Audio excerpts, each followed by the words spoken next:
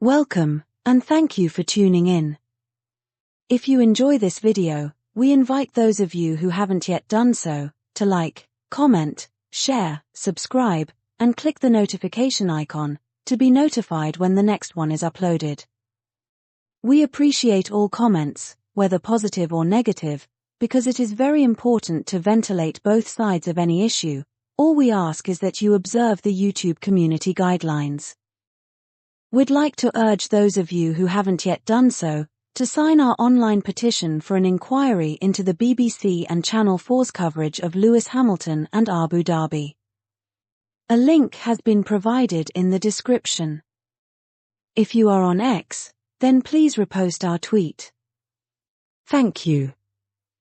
In today's video, we will be looking at how the UK Prime Minister has joined the greatest racing driver of all time as targets of Formula One media mogul, John Malone. Keir Starmer was leader of the opposition when Malone robbed Sir Lewis of his 104th race victory and 8th world title in Abu Dhabi. The only black driver in F1 had been coming under attack from Malone before he bought Formula One, and the attack continued after the acquisition had been approved by Boris Johnson's party. This relentless attack culminated in the Abu Dhabi theft, which Malone promptly wielded his overreaching media influence to gaslight. To start with, the Comcast-owned Sky Media Group, who were the official F1 broadcasters, falsely represented during the live broadcast that the race steward was allowed to change the rules mid-race to rob Sir Lewis. Will we get any more racing laps or not? What jeopardy at the end of this Grand Prix, the end of this World Championship. Will there be any more racing laps? If there are, then Verstappen has got the tyres to really do something with them. Will they let the lap runners through? Well, they always do let the lap runners through, and in between Hamilton and Verstappen, Norris, Alonso, Ocon, Leclerc and Vettel. Yes, but if they do that, it extends the safety car period. But that's what they always do, take the lap runners out of the way so they're not interfering in play. What's the situation, Pat? So, the situation is Verstappen has pitted. He had a free pit stop. We would have lost track position to him. 4 laps remaining when you cross the line. So this field has to bunch and then they have to send lap cars through. So it may not restart. But will they let the lap runners through? I don't think it's absolutely mandatory, but that's normally on a wet day that they don't. And if so, how long will they wait for those lap cars to get out of the way? If they wait for them to catch the pack up, which they don't have to do, then I don't think we'll get a racing lap. If they let them through, we could get one racing lap. And lapped cars will not be allowed to overtake. It's not mandatory in the regulations, which leaves Verstappen with a lot of work to do then. The lapped cars won't be allowed to overtake, which means that there are plenty of cars in between Hamilton and Verstappen for Verstappen to fight his way through. That I suppose is the compromise that race control have made here, by giving the best possible chance for racing to the finish rather than finishing behind the safety car. They've decided the lap cars will stay where they are. I'll try and look at this objectively. We should get 1 lap of racing here. If we allowed the lap cars to overtake, we'd have no laps of racing to the checkered flag. So what do Red Bull want? Max Verstappen and Gianpiero Lambiase as race engineer, do they want the chance, or do they want to finish behind the safety car with no overtaking? Because I think that is the decision that has come from race control. And personally, this is the decision that gives them the best chance if they want it. Yeah, I mean, the regulation, as I said, they may allow the lap cars through. It's not mandatory, to point it out, but as you point out, Crofty, there'd be no racing laps if they let the lap cars through, because I think the safety car will come in at the end of this lap, and there will be 1 racing lap. Race control are now saying lapped cars to overtake the safety car. So Norris and Alonso and Ocon and Leclerc and Vettel to overtake it. And it's ending. Wow! My God.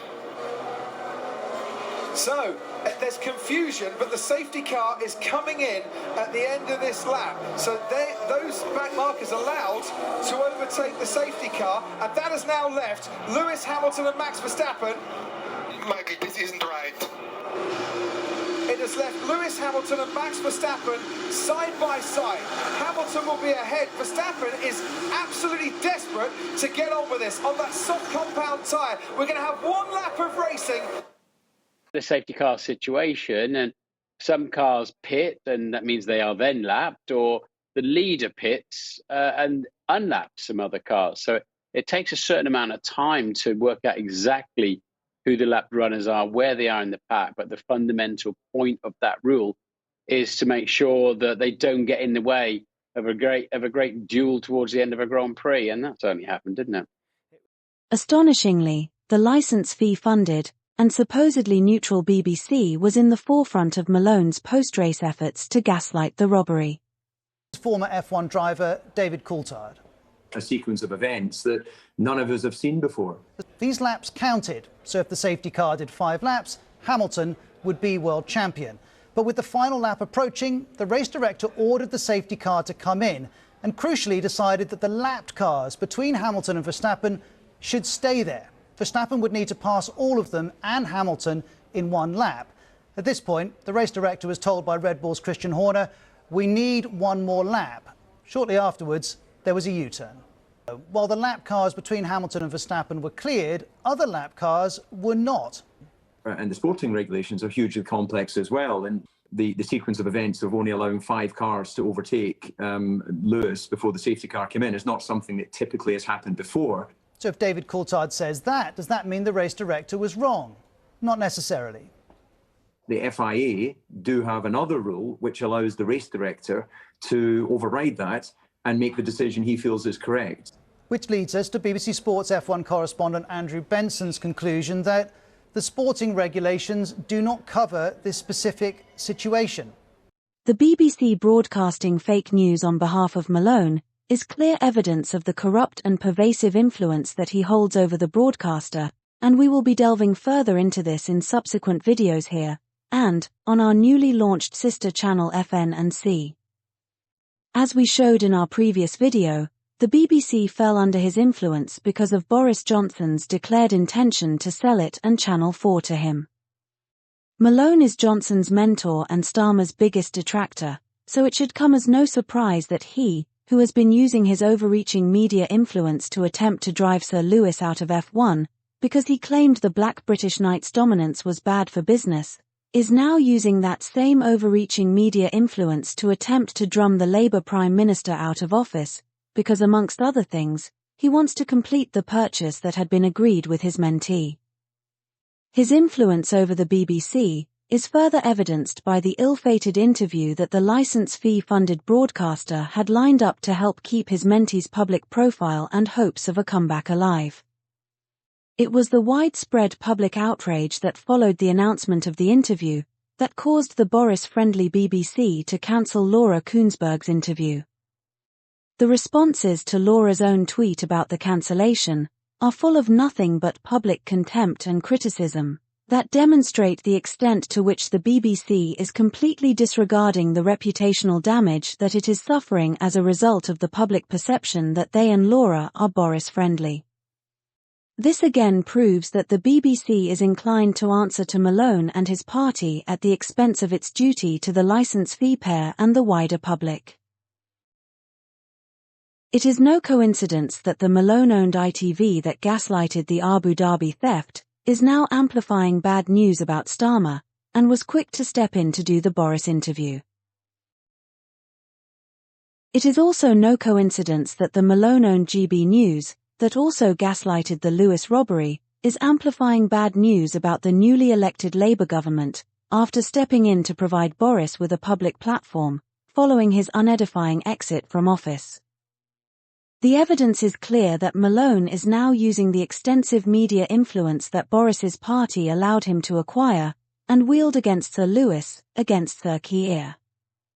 The Prime Minister now knows what it is like to be a target of Malone and his overreaching media influence. However, unlike Sir Lewis, He has the power to break up Malone's monopoly power, and it remains to be seen how he is going to respond. Is he going to bend the knee, or is he going to break Malone's corrupt influence, which is founded on his overreaching monopoly?